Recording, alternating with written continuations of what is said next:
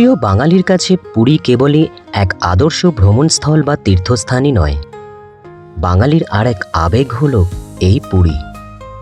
তবে পুরী মানেই কেবল পুরীর সমুদ্র, বালিয়াড়ি কিংবা বিখ্যাত পুরীর জগন্নাথ দেবের মন্দিরই নয়। এই পুরীতেই সাইট সিইংয়ের জন্য রয়েছে বেশ কিছু সুন্দর সুন্দর জায়গা। আজকের এই ভিডিওতে থাকছে পুরীর এমনই বেশ কিছু উল্লেখযোগ্য সাইট সিইংয়ের গল্প। চলুন তবে আর দেরি না করে শুরু করা যাক আজকের গল্প। গুড মর্নিং বন্ধুরা, গুড মর্নিং ফ্রম পুরী। আজকে আমরা পুরীর বেশ কিছু উল্লেখযোগ্য সাইট সিইং পয়েন্টগুলি ঘুরে দেখব। তবে এগুলি কিন্তু লোকাল সাইট সিইং নয়। আজকে আমরা যাব উড়িষ্যার রাজধানী ভুবনেশ্বরের বেশ কিছু উল্লেখযোগ্য সাইট সিইং করতে। পুরী থেকে দূরত্ব প্রায় 55 থেকে 60 কিলোমিটার। ঘড়িতে সময় এখন সকাল 7:20 আমরা কিন্তু আজকে সারাদিনে ভুবনেশ্বরের সমস্ত সাইট সিইং পয়েন্টগুলি এক্সপ্লোর করার জন্য একটা গাড়ি বুক করে নিয়েছি। যেহেতু আমরা 8 জন আছি, তাই আমরা একটা নন এসি ট্রাভেরা গাড়ি বুক করেছি। আমরা যে হোটেলে রয়েছি সিগাল, সেই হোটেল সিগাল থেকেই কিন্তু আমরা আজকে সারাদিনের জন্য এই গাড়ি বুক করে নিয়েছি। আমাদের গাড়ি ভাড়া পড়ছে 3400 টাকা। পুরীর এই মেরিন ড্রাইভের রাস্তার পাশে কিন্তু প্রচুর tours and travel agency office রয়েছে। এছাড়া স্বর্গদ্বারের পিছনে যেখানে মার্কেট এরিয়া রয়েছে, সেখানেও কিন্তু প্রচুর ট্যুরস অ্যান্ড ট্রাভেল এজেন্সির অফিস রয়েছে। তো এইসব জায়গা থেকে আপনারা ঘুরে কথা বলে সুবিধা মতো পছন্দ মতো জায়গা থেকে কিন্তু আপনারা এই ভুবনেশ্বরের সাইট সিইংয়ের জন্য গাড়ি বুক করতে পারেন। আবার আপনারা চাইলে কিন্তু এই হোটেল সিগাল থেকেও গাড়ি বুক করতে পারেন। কিন্তু ছোট বড় এসি নন এসি সব ধরনের গাড়ির অপশান আপনারা পেয়ে যাবেন। এই ভুবনেশ্বরে সাইট সিইং করার জন্য কিন্তু সারাদিনের জন্য প্যাকেজ ট্যুর হয় 12 ঘন্টার। সকাল 7টা থেকে 8টার মধ্যে কিন্তু আপনাদেরকে বেরোতে হবে এবং এখান থেকে ভুবনেশ্বর গিয়ে সমস্ত সাইট সিইং পয়েন্টগুলি ঘুরে আবার ভুবনেশ্বর থেকে পুরী ফিরে আসতে মোট 12 ঘন্টার একটা প্যাকেজ ট্যুর হয়।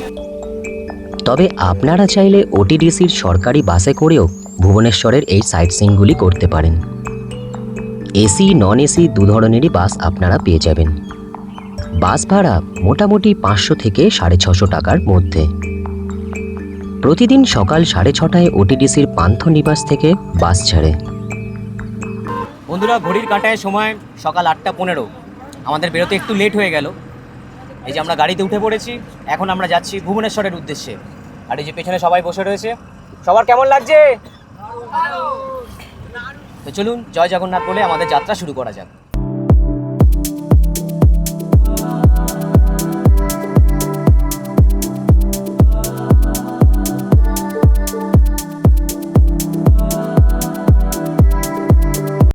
বন্ধুরা, চলে এলাম আজকে আমাদের দিনের প্রথম sightseeing point Sudam sand art museum দেখতে। বিশ্ববিখ্যাত বালুশিল্পী পদ্মশ্রীপ্রাপ্ত শ্রী সুদাম প্রধান দ্বারা নির্মিত বিভিন্ন অসাধারণ বালির ভাস্কর্য রয়েছে এই মিউজিয়ামে। সকাল 7টা থেকে সন্ধ্যে 8টা পর্যন্ত এই মিউজিয়াম খোলা থাকে এবং এখানে ঢুকতে গেলে মাথাপিছু 40 টাকা করে টিকিট লাগে। তবে 5 বছরের নিচে বাচ্চাদের জন্য কিন্তু কোনো টিকিট লাগে না এবং 5 থেকে 10 বছরের বাচ্চাদের জন্য কিন্তু মাথাপিছু 30 টাকা করে টিকিট লাগে।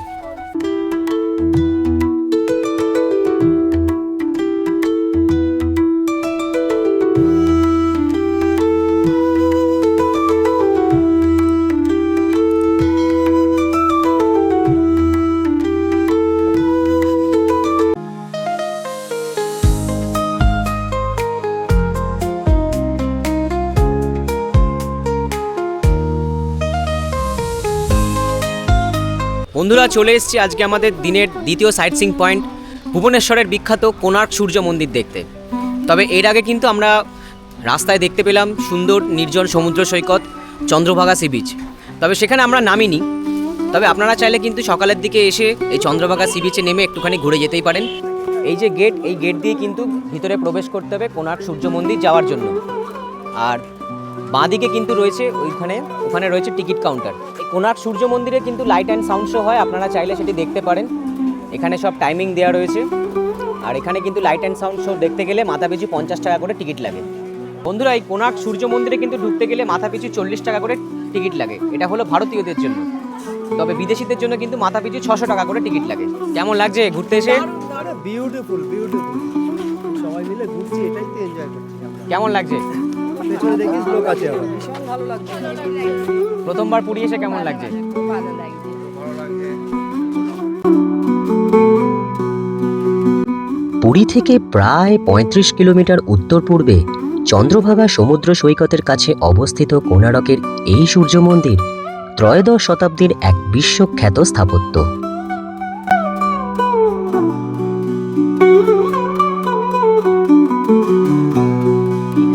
পাচ্ছেন এই জায়গাটি রয়েছে, এখানে দেখুন 3টে গ্যাপ রয়েছে, ডান দিকে, মিডিলে আর বাঁদিকে। বছরের 12টা মাসকে কিন্তু 4টি ভাগে এখানে ভাগ করা হয়েছে। প্রথম 4 মাস সূর্যের আলো আসবে এই গ্যাপটা দিয়ে, পরের 4 মাস আসবে মিডিলের এই গ্যাপটা দিয়ে, আর শেষ 4 মাস সূর্যের আলো আসবে এই সাইডের এই গ্যাপটা দিয়ে। অদ্ভুত জিনিস হলো প্রত্যেকবারই কিন্তু সূর্যের আলো এসে পড়বে একেবারে মন্দিরের ওই জায়গায়। তাই জন্য কিন্তু এটা হলো ভারতের 7ম আশ্চর্যের মধ্যে একটি। আর এই কোণার্ক সূর্য মন্দিরেই রয়েছে নিখুঁতভাবে সময় জানার জন্য অষ্টপ্রহরের ঘড়ি। 1250 সালে পূর্ব গঙ্গা রাজবংশের রাজা প্রথম নরসিংহদেব এই মন্দিরটি নির্মাণ করেন।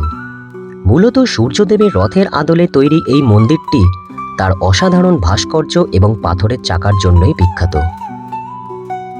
এই মন্দিরের মোট 24টি পাথরের চাকা এক একটি নিখুঁত সূর্যঘড়ি হিসেবে কাজ করে।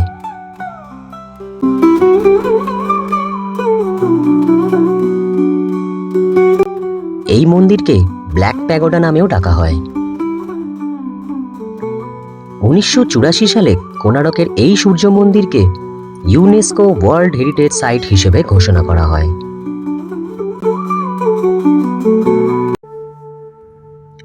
এরপর আমরা সোজা চলে গেছিলাম ধবলগিরি বা ধৌলিগিরি দেখতে।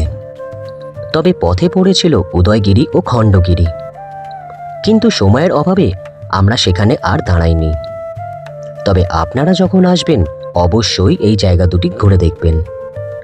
একেবারে মুখোমুখি অবস্থিত দুটি পাহাড়ের উপরে রয়েছে খ্রিস্টপূর্ব 2য় শতাব্দীতে তৈরি জৈন মন্দির এবং মোট 33টি জৈন গুহা।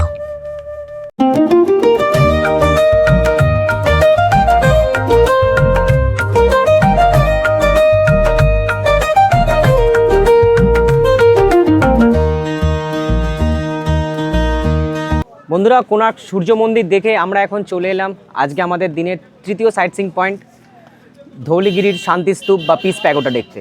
নিচ থেকে এইখান দিয়ে সিঁড়ি দিয়ে উপরে উঠে আসার পর এখানে কিন্তু জুতো রাখতে হবে, জুতো খুলতে হবে, খুলে তারপরে সিঁড়ি দিয়ে উঠতে হবে। প্রথমে রয়েছে একটি শিব মন্দির, এটি হলো ধবলেশ্বর ধাম, ধবলেশ্বর শিব মন্দির। আর এর ঠিক পেছনেই কিন্তু রয়েছে ধৌলি শান্তিস্তূপ। আর এই হলো মন্দির। কি পুজো দিচ্ছ? না না, ওই স্বামীদের নামে প্রদীপ জ্বালাতে হয় তাই।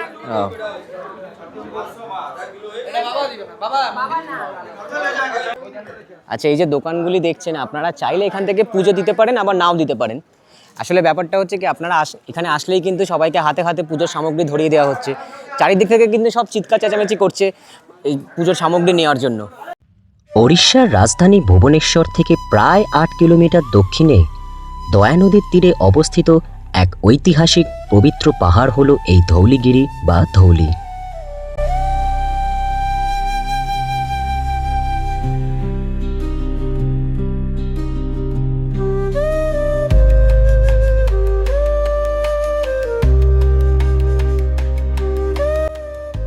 এই পাহাড়ের পাদদেশেই রয়েছে সেই বিখ্যাত কলিঙ্গ ওয়ারফিল্ড বা কলিঙ্গ যুদ্ধক্ষেত্র, যেখানে 261 খ্রিস্টপূর্বাব্দে ঘটেছিল সেই বিখ্যাত ভয়াবহ রক্তক্ষয়ী মর্মান্তিক কলিঙ্গ যুদ্ধ।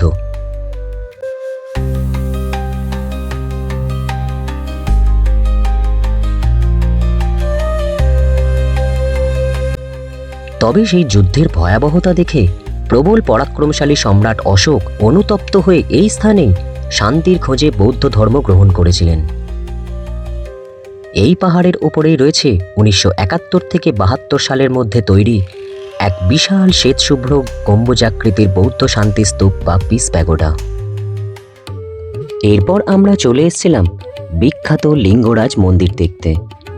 ভারতবর্ষের প্রাচীনতম এবং বৃহত্তম মন্দিরগুলির মধ্যে অন্যতম হল ওড়িশার রাজধানী ভুবনেশ্বরে অবস্থিত এই লিঙ্গরাজ মন্দির।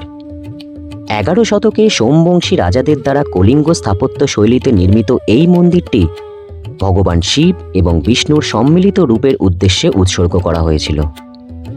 এই মন্দিরের প্রধান শিবলিঙ্গটি হল স্বয়ম্ভু, অর্থাৎ প্রাকৃতিকভাবে উদ্ভূত।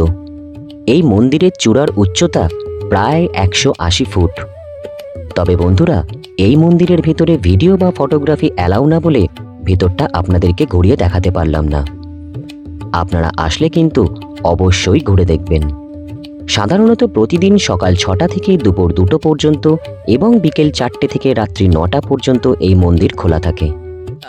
এই যে আজকে আমরা সারাদিন গাড়ি বুক করে ভুবনেশ্বরের বিভিন্ন সাইট সিইং পয়েন্টগুলি ঘুরছি, আমাদের আজকে গাড়ি ভাড়া পড়ছে 3400 টাকা।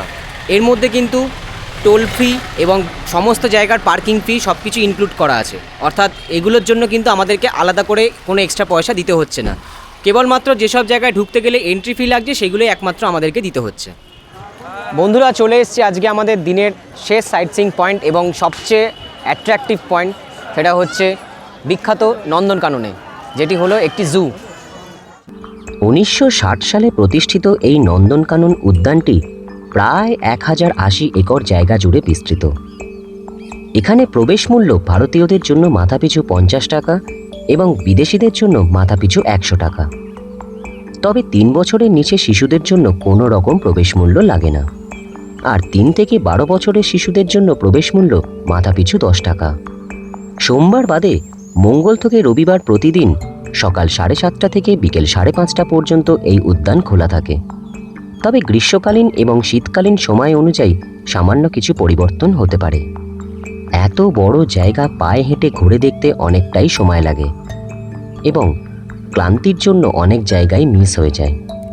তাই ভিতরে রয়েছে ব্যাটারি চালিত গাড়ির সুবিধা, যার ভাড়া মাথাপিছু 80 টাকা। আর এই সম্পূর্ণ জায়গাটি খুব ভালোভাবে যদি আপনারা ঘুরে দেখতে চান তাহলে অবশ্যই গাইডের সাহায্য নিতে পারেন। তবে গাইডের জন্য কিন্তু কোনো নির্দিষ্ট রেট নেই, আপনাদেরকে দরদাম করে গাইডের রেট ঠিক করে নিতে হবে। তার মুখটা দেখেছেন? হ্যাঁ, স্কুইরেল বানর। হ্যাঁ, দেখো মুখটা, লিপস্টিক দেখো মুখে, হাত দেখো কেন লাইক মেহেন্দি মতন লাগে। এই বানরটা পাচ্ছে দক্ষিণ আমেরিকারে, ট্রপিক্যাল রেনফরেস্টে পাবে। এইটাই তার কথা নেই, বাচ্চা নয়। হ্যাঁ, আর এটা তো লাস্ট গ্রোথ, এটা আর বেশি বড় হবে না। 1 কিলোগ্রাম ওজন হবে। 1 কিলো ওজন হবে। আর খাবার দাবার সর্বভুক, চিকেন, ডিম, ফল টল সব খাবে। এই বানর নাম হচ্ছে ক্যাডবেরি বানর। এটা পাওয়া যায় দক্ষিণ আমেরিকা, ট্রপিক্যাল রেনফরেস্ট দেখা যাবে। ঠিক আছে, দেখলো? এই বাঁদরের নাম ওটা স্কুইরেল মাঙ্কি, যেটা দক্ষিণ আমেরিকায় পাওয়া যায়। চলুন। বন্ধুরা, জলের মধ্যে কিন্তু রয়েছে হিপোপটেমাস বা জলহস্তী, কিন্তু জলের মধ্যে ডুবে আছে, ওই জন্য মুখটা খুব একটা বাড়াচ্ছে না বলে দেখা যাচ্ছে না, কিন্তু খালি চোখে দেখা যাচ্ছে। ভিডিওতে আমি আপনাদেরকে কতটা বোঝাতে পারছি জানি না। ঠিক নেই বন্ধুরা, আমরা এখন রেপটাইল পার্কে এসেছি। ওই দূরে দেখা যাচ্ছে একটি বিশাল বড় অজগর সাপ বা পাইথন। এদিকে মাসো। পড়ে গেলে আমি গল্প হয়ে যাবো।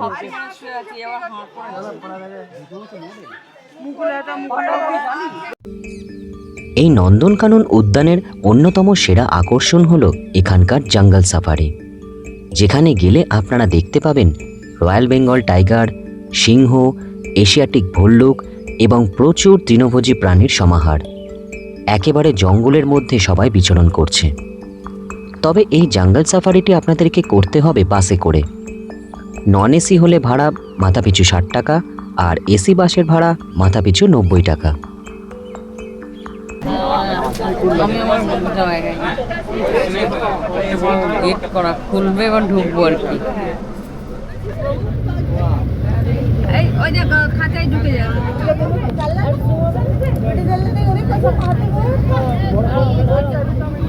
ওদিকে একটা চলে গেছে আর এই একটা যাচ্ছে।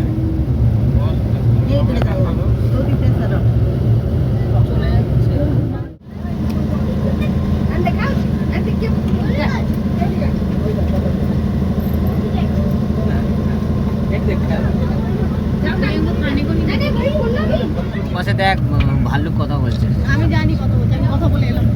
কেমন আছে? নে নে তোল তোল। নুই না নো প্রচুর প্রচুর ব্যাপার। इधर देखो दिच्छू, इधर डियर देखो। एक हाइब्रिड है। লাগিয়ে দিয়েছে না সেই এই শার্ট কোন সিঙ্গেল? এই হরিছে ওটা কৃষ্ণসার হরিণ, কৃষ্ণসার হরিণ। কৃষ্ণসার হরিণ ভারতবর্ষের খুব রেয়ার। দেখা যায় না এত বেশি। ওর হাতেরই তো কত ওজন হবে। একটা থাবার মধ্যে 5 কেজি মাংস তুলে দেয়। শেষ। কেমন লাগলো নন্দনকানন? ভীষণ ভালো লেগেছে। কেমন লাগলো প্রথমবার এসে? ভালো। কেমন লাগলো সেকেন্ড টাইম এসে? কত বছর পর এলে নন্দনকাননে? 20 বছর পর। তোমার কেমন লেগেছে বলো? খুবই ভালো লেগেছে, যতবারই আসবো ততবারই নতুনত্ব দেখতে পাচ্ছি। কেমন লাগলো বলো? খুব ভালো লাগলো, ফার্স্ট টাইম এসে খুব এনজয় করেছি। অনেক দিন পরে এলাম, মাঝে তো অনেকবার এসেছি কিন্তু ঢুকিনি, কিন্তু এবার ঢুকে সত্যি খুব এনজয় করলাম। এত বাঘ, সিংহ, ভালুক আর জঙ্গল সাফারিটা তুলনাহীন। সত্যি খুবই ভালো লাগলো ব্যাটারি চালিত গাড়িতে এবং জঙ্গল সাফারি বাসে। খুব ভালো লেগেছে। এবছরে বহুকাল পরে এসেছি নন্দনকাননে। পুরী এসেছি তো অনেকবার, কিন্তু নন্দনকানন তো সববার আসি না। এবারে এসেছি অনেক দিন পর, প্রায় 24-25 বছর পর। খুব ভালো লেগেছে, খুব ভালো, ফাইন। আমি এর আগে নন্দনকানন এসেছিলাম আজ থেকে প্রায় 24 বছর আগে। ভাবাই যায় না, কিছুই সত্যি করেই মনে নেই। তবে এখন এসে কিন্তু সত্যি খুব ভালো লাগলো এবং আপনাদেরকেও বলবো অবশ্যই নন্দনকানন আসবেন। এক কথায় দুর্দান্ত। ব্যাটারি গাড়িতে আপনারা ঘুরতে পারেন, অনেকটা সময় আপনাদের বেঁচে যাবে, সেখানে আপনাদের টাইমটা লস কম হবে, আপনারা অনেকটা জায়গা কভার করতে পারবেন। আর তার সাথে সাথে আপনারা অবশ্যই জঙ্গল সাফারিটা কিন্তু করবেন। তো বন্ধুরা, আমাদের এই সাইট সিংয়ের ভিডিও আজ এখানেই শেষ করছি। কেমন লাগলো কমেন্ট করে জানাতে ভুলবেন না কিন্তু। ভিডিওটা ভালো লাগলে অবশ্যই একটা লাইক আর শেয়ার করে দেবেন আপনাদের পছন্দের মানুষদের কাছে। আর এরকম আরও অনেক সুন্দর সুন্দর নতুন নতুন ভিডিও দেখার জন্য কিন্তু অবশ্যই চ্যানেলটা সাবস্ক্রাইব করে পাশে থাকা বেল আইকনটি প্রেস করে দেবেন। তো আজকের ভিডিওটা এখানেই শেষ করছি। এরপর আবার নতুন কোনো জায়গার নতুন কোনো ভিডিও নিয়ে খুব তাড়াতাড়ি আপনাদের সঙ্গে দেখা হবে। ততক্ষণের জন্য সবাইকে টাটা, সবাই ভালো থাকবেন।